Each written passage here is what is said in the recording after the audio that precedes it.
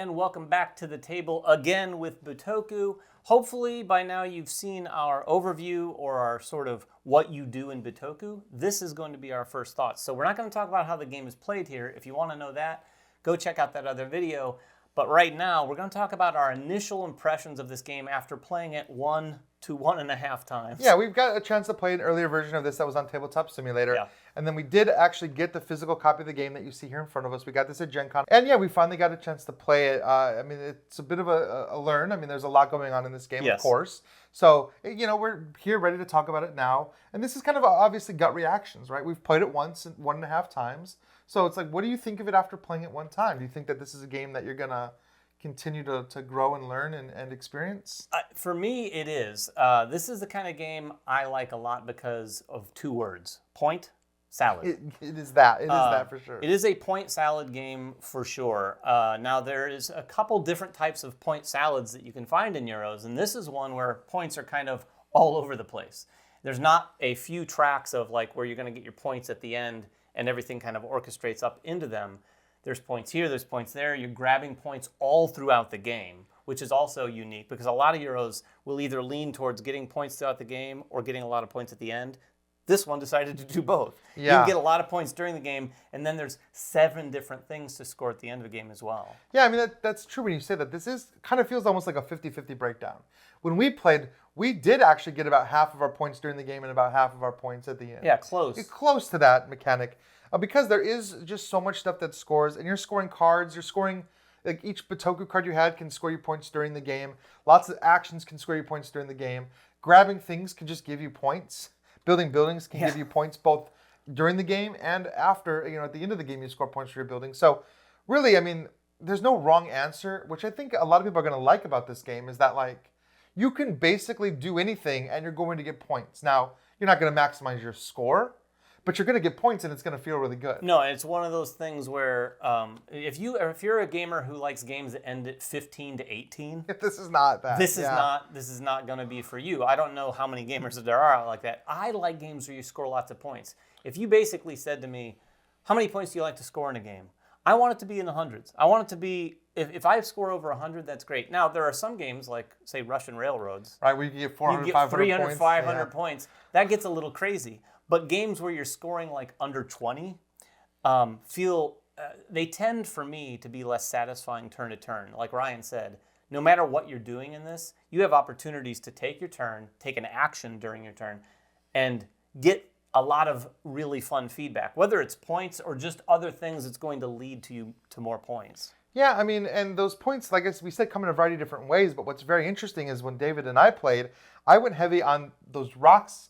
These rocks score you in-game victory points, and I went heavy on collecting those Bitoku cards and walking down the Bitoku path, whereas David went heavy on the vision cards and building buildings. So we had what I would say is completely different strategies, and we both scored 122 points. Yeah, our first game ended in a tie. Crazy. I barely won it with a tiebreaker, but the fact that we ended in a tie in a game that scores in the hundreds of points, for me, that's always very satisfying too. I like that. Now, some of you might say, well, that just means that anyone can do well. And there may be a little bit of that going on here, for sure. I think the game is balanced and structured such that unless you really screw up, you're going to stay close with other players all throughout.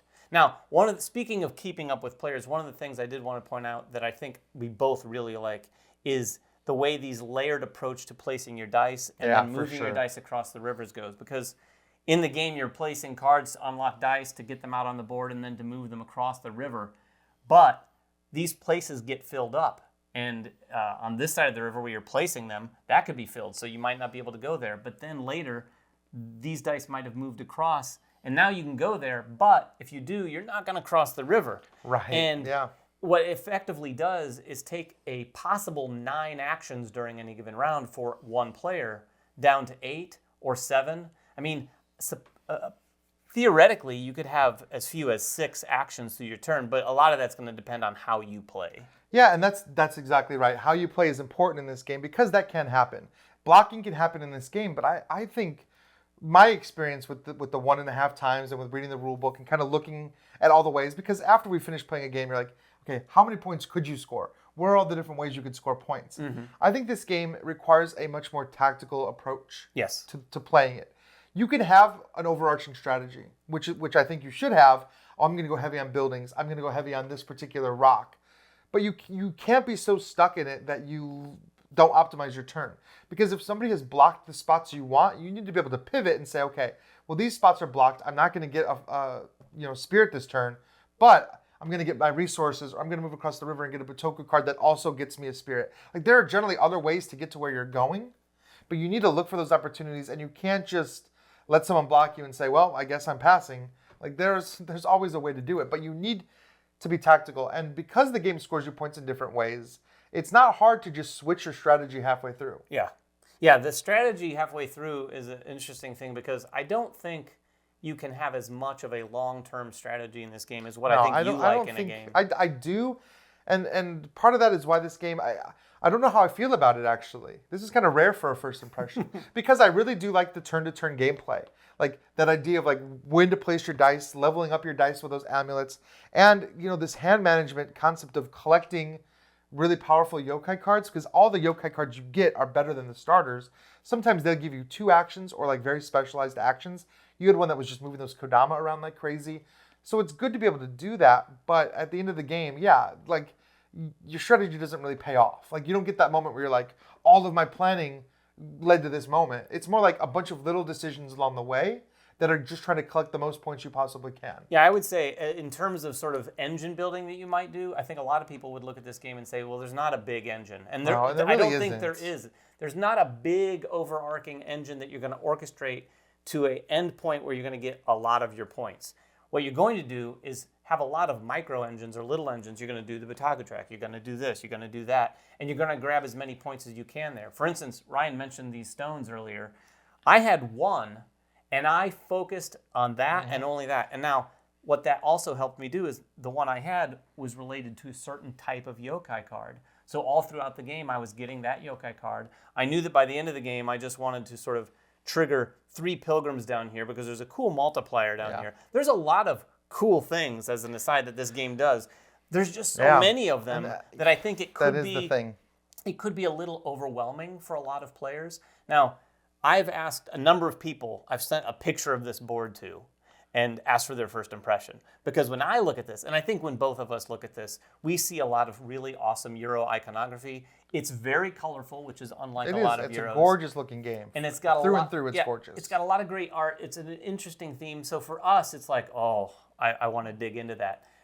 Now, other people I sent to, their immediate response was like, oof, that looks like a lot. And it is. There's that is also two ways true about that.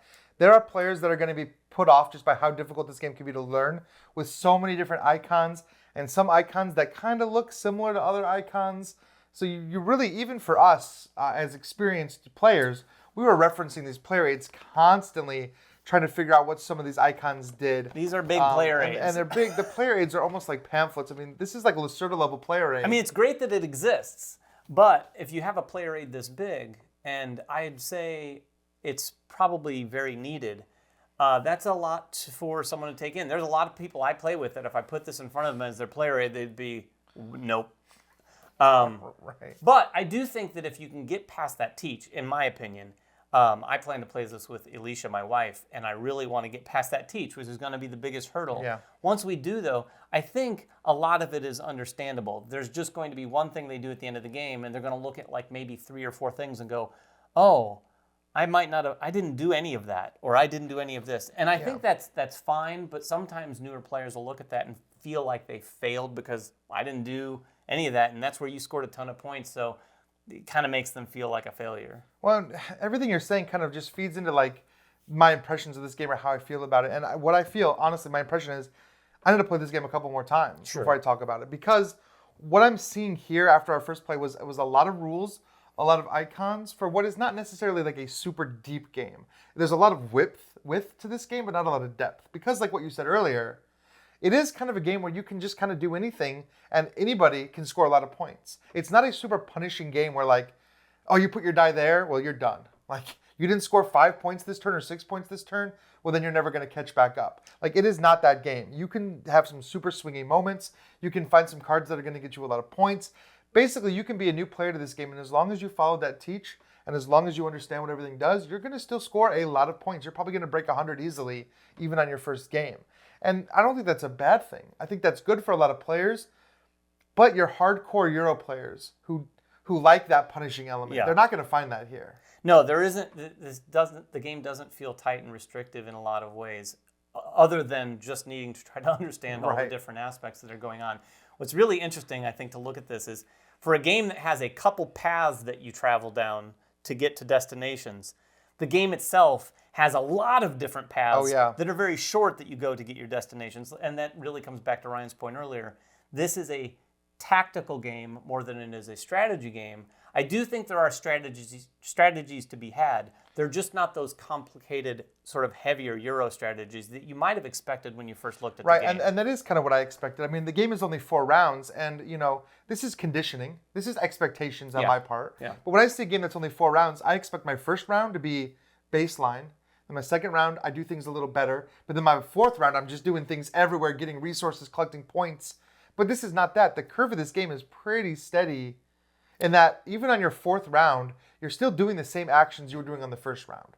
They're not necessarily better, although if you've been placing your dice correctly and you've been using your amulets, you might have much higher dice by the end of the game. Though theoretically, you could power a die all the way up to the 6 on the first turn if you really wanted to. Yeah, there's actually, to take that idea a little further, I do think it escalates. It just doesn't ramp up. Right. So it's not a Bezier curve. It is a linear line that goes up because, like you said, your dice go up. Your yokai cards that you're acquiring, they can get a little better. Get stronger and stronger. The things that you're doing in this game are going to build. As more buildings come out here, the actions that you're going to take here are going to potentially be even stronger because there's more options here to take when you play. Can only use one building. Now, that's true. If you could use all the buildings, I think that there would be that feeling of that would be crazy. Or if they even if the yokai cards were separated into decks, like a first 2 rounds. Oh, if they got even progressively juicy by the end of the game, sure. And this is not, again, this isn't really a negative because there are players that are going to really enjoy that experience. Yeah, I think I am. It's just not what I expected as a Eurogamer. I mean, when you're looking at the heavy games that I like to play, like Lacerda's, like games like The Gallerist, or even you mentioned Russian Railroads, that's a game where you're getting like 20 points on your first turn and like 200 points on your last turn. That one is definitely a Bezier. Exactly. It goes straight up. And that's, again, I just need to play this game more before I can give my definitive opinion. Because right now, I'm like, yeah, I liked what the game was doing. I don't know that this will be my game of the year for me, but maybe if I play it a couple more times, you start to see those hidden strategies. There could be a layer of hidden depth to this game that we're just missing. Yeah, I really like the intricacies of what it's doing, but Ryan's right. I don't think there's a lot of interconnecting strategies across the different things that can build up to a destination for you. You just have to go down a lot of those options that you can and score as many points as you can while you're playing. Yeah, and I think going into that, knowing that, can just eliminate a lot of the AP too. Because you don't need to spend a lot of time thinking about the perfect mathing out action. Because this action is going to get you 5 points, this action is going to get you 6. Sure, you could math out for that 1 point difference, or you could just do it and take the 5 points and be happy. Yeah, I do think that's funny that you mentioned that because after we played, we talked about AP. I actually said in a fascinating instance, I didn't have much AP in this game. And I'm the one who APs here. Ryan said, oh, really? He felt he was. I was. I will say, you weren't APing in terms of like on your turn, I wasn't waiting for you. Well, sure, but he my thought he was waiting. terms of AP, right? You were thinking about what you want to do because you were looking for what I was looking for, like, destination I was looking for, like, okay, well, I want to do this to get this to go here and then use that to, but really, you don't need to do that. It's because not as much, no. Where I was coming with that plan was like a 5 point turn. Whereas I could just build a building potentially for 5 points, right? And neither one of those things is worse or better than the other. But you're right. When you said earlier that really anybody can score points in this game, you meant it. Yeah. And you have to decide for yourself if that's a pro or a con for you. Because I know there are some people that like to play a game and, they're going to just do better and better every round.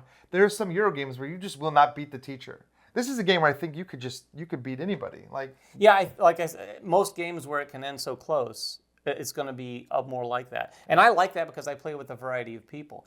So thank you so much for watching. Hopefully you understand and appreciate our thoughts. Of course, again, like we've said, this is only after a play and a half or whatever. So if you know better, if you played this game more times, I would love to hear what you think about our thoughts, right? And As we play this game more, we'll probably come back to the comments below and just kind of talk about how our experiences and thoughts have changed. So feel free to leave any questions below. If the things that we said confused you and you still have no idea how to play this game, you probably didn't watch our how to play video, so go watch that as well so you can kind of learn how these mechanics work so you can understand what we're talking about. Yeah, we were trying to do a couple videos this time, and we might do that more in the future. But if you have ideas and thoughts about that, also make them in the comments below. Until next time, though, make sure everyone has fun at the table, and we'll see you then. Congratulations, you got to the end of one of our videos. Now, if you want more practice, just click on the video over here. It's another video. You might not have seen it yet, so click on it. If you don't want to do that, at least click on the subscription button below. That always helps us. And if you want notifications, please ring that bell.